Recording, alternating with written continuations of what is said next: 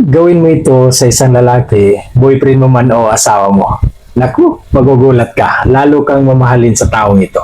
At hindi niya namalayan na palagi ka na niyang hinahanap-hanap. Kaya naman samahan mo ako sa usapan na ito dahil maraming babae ang hindi nakakalam nito. Mamaya pala kung sa tingin mo may kabuluhan ang topic na ito, baka naman pwedeng makahingi ng konting pabor.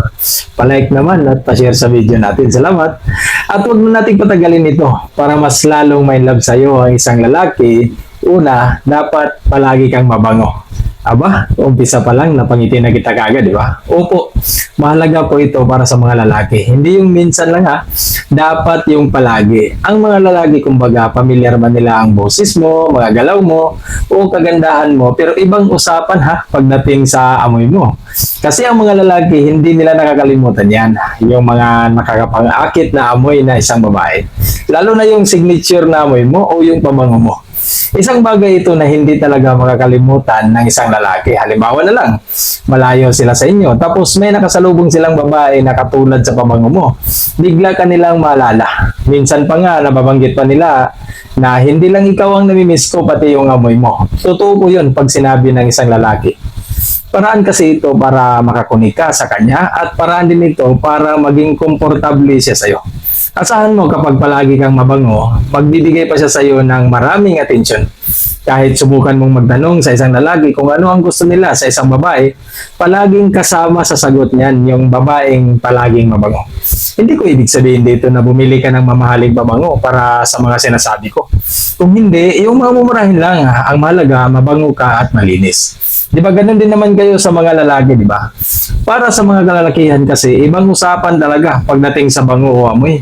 Nagbibigay kasi ito ng attraction sa isang lalaki na hindi mapaliwanag sa kanyang isipan kung kaya't palagi kanyang namimiss, palagi kanyang naalala. Ganun po kahalaga yung palagi kayong mabango. Pangalawa, ituring mo siyang kaibigan kahit boyfriend mo man ito o asawa. Ibig kong sabihin, simplihan mo lang ang pagtrato mo sa kanya. Hindi kailangan ng pressure. Dawi ka makipag-usap sa kanya. Ang mga lalaki kasi, kapag nakaramdam ng comfort yan, mas lalo yang may in love sa'yo. Mag-uupi na yan ng mga usapan para sa ikabubuti ng relasyon nyo. Mga bagay na ikakaganda pa ng future nyo. Mga goals, mga pangarap, at kung ano-ano pang mga positibong bagay para sa relasyon nyo. Kasi pakiramdam niya, sit siyang magkwento sa iyo dahil hindi siya natatakot na huhusgahan mo lang siya o mag-i-expect ka sa kanya. Dito na mag-uumpisa na magbibigay na siya sa iyo ng tiwala. Kasi feeling niya ikaw yung taong makakaintindi sa kanya at posibleng susuporta sa mga pangarap niya. At ang pangatlo, alam kong madalas yun na itong naririnig, ang sense of humor. Ito yung minsan maging kuwila ka rin sa partner mo. Huwag kang mahiya kasi malakas ang dating nito sa mga lalaki. Kahit nga ako, naririnig ko nga madalas ito sa mga babae. Sinasabi, ano ba yan? Wala man lang sense of humor.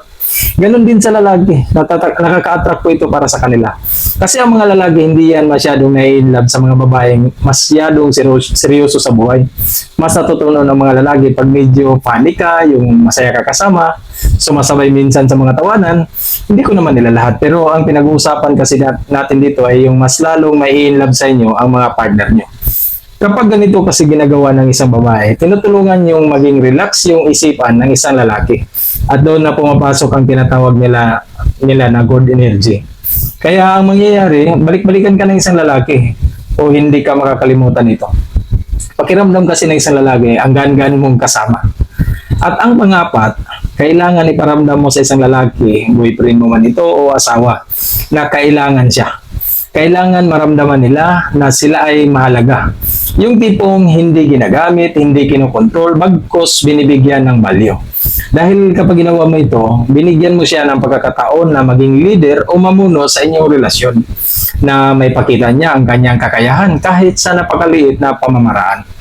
Gustong-gusto ng mga lalaki kahit sa maliit na bagay, tinatanong mo siya, kinukonsulta mo siya, humihingi ka ng guidance sa kanya, o di kaya humihingi ka ng tulong sa kanya. Kahit sa maliit na bagay, iparamdam mo sa kanya na kailangan mo siya. Hindi naman ibig sabihin nito na minamanipula mo siya. Gustong-gusto kasi talaga ng mga lalaki na siya talaga ang tagapagresolba ng mga problema, lalong-lalo na sa relasyon niyo at buhay mo. Kapag hinayaan niyo ang isang lalaki na gagawin ito, mararamdaman niya na ganun siya kaimportante sa buhay mo. Hindi lang dahil sa pera, kung hindi, dahil din sa presensya niya. Mas lalo yang may in love sa'yo. Hindi naman kailangan na pantayan niyo ang kakayahan niya para makuha mo ang pagmamahal niya sa'yo. Ang kailangan mo lang gawin ay ipakita ang kunting distansya niya at kunting distansya mo sa kanya. Kung sakali man ang lalaking ito ay nag-invest na sa'yo, then i-appreciate mo. At sa huli, huwag mong kalimutan na kailangan ng mga lalaki ang kanilang emotional balance. Salamat!